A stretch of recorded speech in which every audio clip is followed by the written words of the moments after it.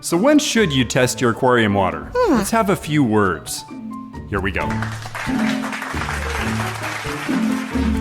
Okay, so the question of the day, when should you check your water parameters? And this is one of those things where if you check online, you're gonna find many different opinions on the subject, ranging from weekly to once a month to every 6 months, or if you're a real nut job, then daily, no matter what's going on in your tank. Weird. But there are certain situations where you need to be checking your water parameters. And what are those? Well, we'll get into that. There are a couple of great ways to test your water parameters, and one of them is this API master test kit that almost every fish keeper should have.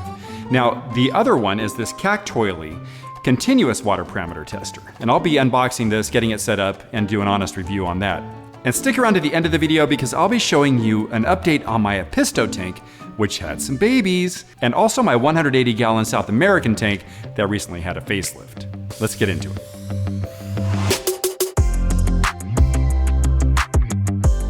If you've been watching my videos for any length of time, then you know that I love my fish, and I'll do whatever it takes to make sure that they're happy and healthy. And of course, one of the most important things you can do to make them happy and healthy is give them good water quality. I mean, just imagine if you were shoved into a small room, maybe the size of your living room, and all you had was the air quality of Los Angeles. How would you like that? You would be miserable and sickly. No doubt. So we want to make sure that the water quality in our tanks is really good, and to do that we need to test it. And one of the most obvious times that you need to test your water is when you're setting up a new tank for the first time. I'm sure most of you already know about the nitrogen cycle and how important this is to your fish. If you don't, look for one of the million videos out there on YouTube about it. It's called Cycling Your Tank, and without this, your fish, they're not gonna make it. That sucks. When your fish poop or something organic dies and remains in the tank, it will turn to ammonia, which is toxic to your fish. Like breathing that LA air, except even worse if you can believe that. Ammonia will kill your fish in a hurry. So once your beneficial bacteria is in your tank, they will turn that ammonia to nitrites, which will still kill your fish. Nice. That means you'll need a different bacteria that will feast on nitrites. When they're done with them, those nitrites become nitrates. And for the most part, you aren't getting rid of those unless you have a well-planted tank or do water changes. It's your job to test the water regularly when you have a new tank to make sure that the delicate system you have is going to be in great shape. So it's a good idea to check your parameters every day for a while when it's brand new, and then maybe every week or so for a while after that, or as necessary. Use your judgment. If you don't have any judgment, just stick to every week or so for the first 6 months. It may be a pain to do, but just think of how much better your fish look when they aren't all dead. An older seasoned tank that's been around for a while is going to be able to adjust more easily if you're making some significant changes to it. If you have a newer tank, it's not going to be able to recover as quickly if you're making some changes, and that could lead to something called a bacterial bloom, in which case you still want to keep on testing your water. You will subscribe. Ding ding. When you have a bacterial bloom, it just means that your tank isn't really cycled yet. Or you've really done it now and blown your cycle. Or crashed your cycle. Or death starred your cycle. Whatever you want to call it, your beneficial bacteria isn't plentiful enough to eat all that delicious ammonia and nitrites. Oh, tasty. So what you have is a bunch of bacteria floating around in the water column. How do you know if you have a bacterial bloom? Your water looks cloudy, like a glass of milk. If this happens to you, it's time to sell your aquarium and all your fish because you're a bad person. You're bad. Just kidding. It just means you need to let your beneficial bacteria catch up. No big deal. Some people recommend doing water changes daily to help with this, but if you ask me, I would just add the recommended dose for dealing with ammonia on a Chem Prime bottle. It will make the ammonia non-toxic for a day or so, and that'll keep feeding your beneficial bacteria so they can grow more quickly. Keep treating it with it until your bacteria catches up and you have 0 ammonia, 0 nitrites, and about 40 parts per million nitrates. Then do a water change. I've had good results with this method, but let's hope you don't need to worry about it at all. Let's say you come home from work one day and one of your fish looks sick, or worse, he's dead. Or even worse than that, everyone's dead. And I hope that never happens to you. But if anything like that happens, there's no better time than that to check your water quality. And do everyone a favor, please. If all of your fish die, that's a terrible situation, but don't line them up on a table or a counter and get a picture of it and post it on Facebook. That's a little grim, don't you think? Yeah. Another good time to test your water is if your fish are acting strange. And I have African cichlids, so they're strange all the time, but I mean strange different than their normal behavior. If they're all at the top of the tank, if they're gasping for air, if they're at the bottom of the tank, if they have red gills, if they are flashing a lot, you want to make sure that everything's cool with your water before you look for other possible reasons for that weird behavior. When you're cleaning your aquarium, it's super easy to go overboard and clean way too much. Whoopsies. And I know that seems like impossible. How could you clean too much? Because you want it to be spotless, right? Well, you have beneficial bacteria everywhere in that tank, in the substrate, on the panels, the decor, your filters. And if you clean all that stuff all at once, you're likely wiping away some of that beneficial bacteria. And if you've done that, then it's likely that you've crashed your cycle, which means that your beneficial bacteria can no longer keep up with the amount of waste being produced in that tank.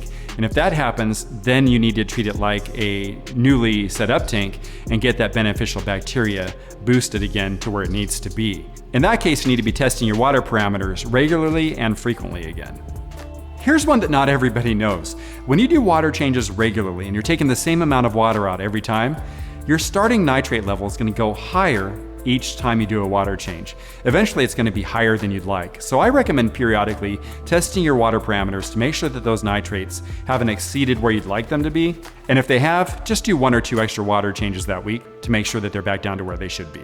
So those are the big times when you want to check your water parameters. Of course, there are others, like let's say you skip water changes for a while and your tank obviously has high nitrates. You want to check those and make sure you get them under control again. If you suspect anything at all might be wrong with your tank, just do a test to make sure your water parameters aren't the reason for that. Now, I would do a video right now on the API Master Test Kit and how to use it, but there are so many of them out there. But right now, I'm just going to unbox this Cactoily 7-in-1 continuous water parameter monitor and show you what's included in the box. Set it up, test it out, see if I like it. And just so you know, Cactoily did not sponsor this video, but I told them, hey, Cactoily, I'm going to give an honest review on what I think about it. So is this cool? And they said, go for it. So that's what I'm gonna do. Pretty decent packaging. The Cactoily 6-in-1 Professional Fish Tank Water Quality Tester is a pretty good deal at just over $100 US at the time of the making of this video.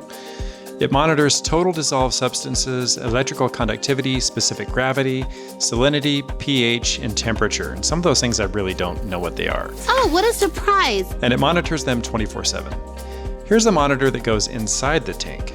This here's the probe. Pretty nice display. These packets are for calibrating the pH readings of the water tester. This is the charger plug, comes with the USB-C cable, magnets for hanging the display unit, and suction cups for the in-tank monitor. I was a little disappointed they weren't magnets. One last look at this complete set before I get busy plopping this thing inside Alcatraz. See here where it reads max level? That's as deep as you want to submerge this into your tank. I didn't see in the manual what would happen if I did submerge it past this line, but I assumed that some higher ups from Cactoily would arrive at my house and ask me some very uncomfortable questions while I sit under a heat lamp in an isolated room. In she goes. My acrylic has a lip along the edge that is keeping this from sitting flush. It sits crookedly now. And that's fine. Doesn't bother me if I don't look at it or think about it. Stop thinking about it, Dave. You're supposed to attach this to the tank, but if I do, there's no way this doesn't leave a scratch on the acrylic. So if you notice, the pH is very low, lower than what I believe it should be. So I'll just run a test with the API Master Test Kit to compare. I trust it to give an accurate reading. 5 drops. Nice and easy. And mix. And just like I thought, 8.0 or so. I decided to calibrate with the powders that came with the kit, and that didn't do the trick, so I manually adjusted it. It took me a few times, but I finally got it to stay where I wanted it. All in all, this seems like a really well-made unit. It was easy to install, the instructions are pretty straightforward, and it's nice to be able to just walk up to your tank and see what the pH is, the temperature, and then a lot of those other parameters too that I didn't understand or still kind of don't understand, but to know that they do have a bearing on how healthy your fish are going to be and that there are certain ranges that are considered healthy.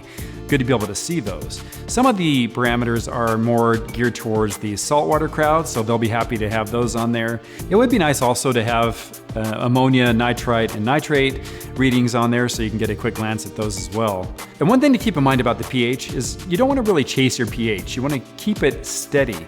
So if it's out of the range that your fish are usually comfortable with, in general, you just want to keep it flat so that it's not going to be fluctuating, because that's harder on your fish than having a pH that isn't ideal.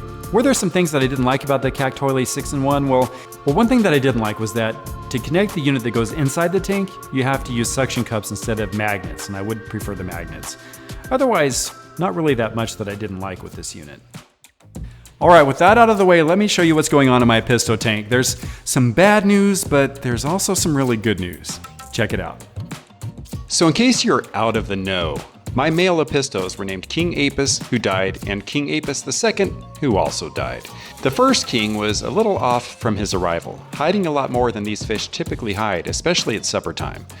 The second one was doing great, until I noticed these little guys. That's right, Queen Apis had some kids. That's good news. The bad news is I woke up one morning and King Apis II was super fat and hiding out at the top of the tank. I was worried he was sick, and then, of course, I immediately wondered if he had a midnight snack on some of the kids. I think it was the latter, because Queen Apis slowly swam up to him and then pecked at him real quick. She's been a great mom, and I think she was a little bent out of shape that King Apis II, who probably wasn't even the real father, came home drunk the night before, peed all over the couch, proceeded to sit in it, and then ate 2 or 3 of her babies. I quarantined the little devil anyway, but he passed soon after. But enough about him. Look at how cute these little guys are. Excuse the mess in here, I'm leaving lots of algae for my autosyncluses, and I'm afraid of sucking up little fry if I do a gravelback. I'm not a breeder, so I don't really know what I'm doing with these guys. But they're growing and doing pretty well. That's good.